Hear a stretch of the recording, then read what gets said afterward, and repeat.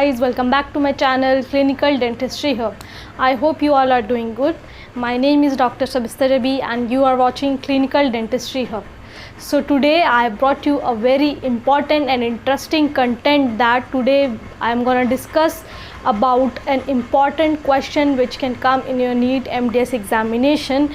I am not saying that exactly these question will come in your NEET MDS examination, but a similar type of question may come in your NEET MDS examination. So how to solve these questions, what are the basis behind of it, and how you will come to the conclusion that what is the answer. I will tell you rule out policy, about how you can use rule out policy in these type of question.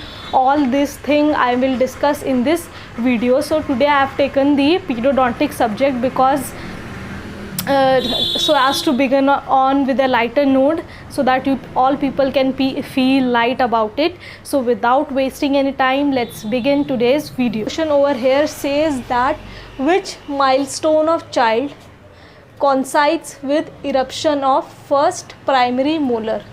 मतलब बच्चे का ऐसा कौन सा milestone है जो कंसाइड करता है जब पहला प्राइमरी मोलर दांत आता है.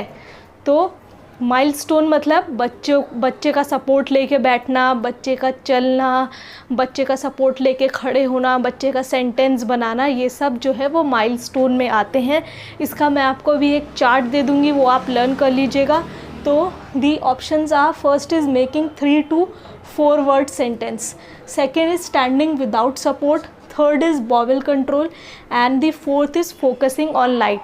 So in this question we will do the rule and out.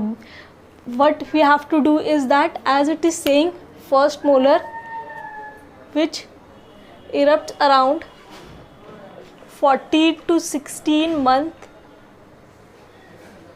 according to your Wheeler's book. So basically let us first see making 3 to 4 word sentence. It can be easily done by children when they are 3 years of age. Second is standing without support. A child can stand without support when he or she is 11th to 12 month old. And C is bowel control, which is seen around 2 years in child.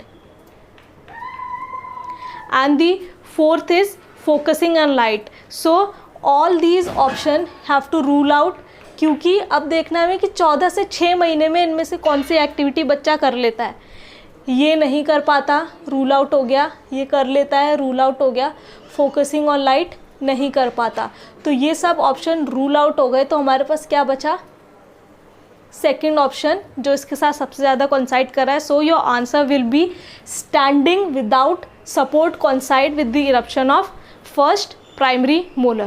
So now I will give you the chart so that you can learn at what month what can child do, which so question कुछ भी आ सकता है. What coincide with the eruption of first primary central incisor. So in that case also you should know all the milestone. So guys, जो कि ये question है उससे related है. ये कि ये पूरा चार्ट है जिसमें पूरा लिखा है 3 मंथ में क्या होता है, 6 मंथ में, 9 मंथ में हेड कंट्रोल आ जाता है. फिर इधर यहाँ पर 12 month, 15 month, 18 month, 24 month, 30 month and 36 month. तो आप इसमें से पूरा लर्न कर सकते हैं कौन से मंथ में क्या आता है. तो आपको आंसर सॉल्व करने में बहुत ईजी होगा. The next question is, what is the first sign of formocresol pulpotomy failure? So what basically you will see the first sign. So there is a difference between a sign and a symptoms. So what you will see as in the case of a formocresol pulpotomy failure, the option given over here is pain, discoloration, internal resorption and bleeding. Now most of you will do and go and take pain. Why? Because whenever any treatment fails out, it ultimately result into pain. But what you have to learn in this, it says that any sign of failure of pulpotomy, it is first evident radiographically. Radiographically, not clinically. So that means here the answer will be internal resorption, because in all the option present over here, internal resorption is the only option which can be seen radiographically, rest it cannot be seen. So the answer is internal resorption. Next question which we have is about ferric sulfate pulpotomy. It states that ferric sulfate pulpotomy is applied to the blood clot for how much time? The option here is 10 to 15 seconds, 60 to 90 seconds, 2 to 3 minutes and 5 minutes.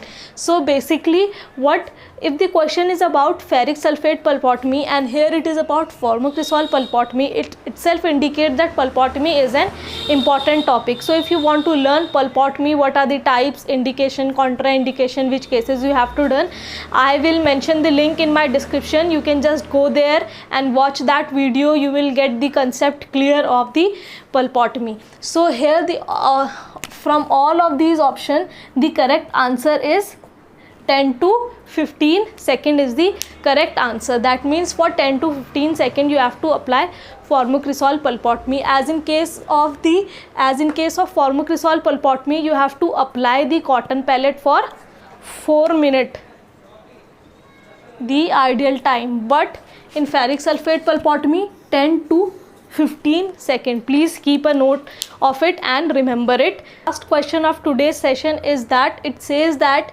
an 8-year-old HIV patient with mandibular first molar periapical abscess, जिस case में हमें extraction करना था, so what should be the protocol for the dentist?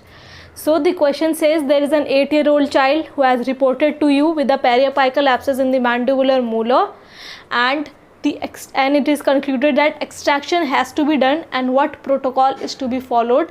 ये case series है, इसमें हमें क्या आंसर करना होगा? तो पहला option says that send the patient for ELISA and physician consent. Second is we have to send the patient for CD4 count and physician consent. Third is we have to send the patient to HIV clinic, and the D is we have to check for tuberculosis and extract offending tooth. So let us see what you have to answer. As first is send the patient for ELISA. ELISA has already been done. That is what is being determined over here, that patient is HIV positive. So this we will not do. Then it is send the patient for CD4 count. Yes, we have to. Third is send the patient to HIV clinic. Not necessary. You can use universal precaution and a barrier technique in your clinic also and can do these patient. And the third is check for tuberculosis and extract offending tooth. No need to check for tuberculosis in these cases. So the most relatable answer is that we have to send the patient for CD4 analysis and physician consent. Why? Because CD4 cells is the cluster or differentiation cells that identifies about the healthy immune system of a person, because it is the cells that fights against the foreign cells. So you have to determine about the immunity and then have to do it. As it is said, when there is an HIV/AIDS patient, all the universal safety precaution has to be followed, plus barrier technique has to be followed, and then you also have to, if patient is in very need of the treatment, only the emergency cases has to be done in the established stage of the HIV/AIDS. So these were the 4 questions which I have discussed today. If you have any problem related to it, you can just put it down in the comment section, and if you have liked the video, don't forget to like, share, and if you haven't subscribed till yet, please subscribe to my channel Clinical Dentistry Hub so that you can get more of these important videos. So let's signing it off. Please take care.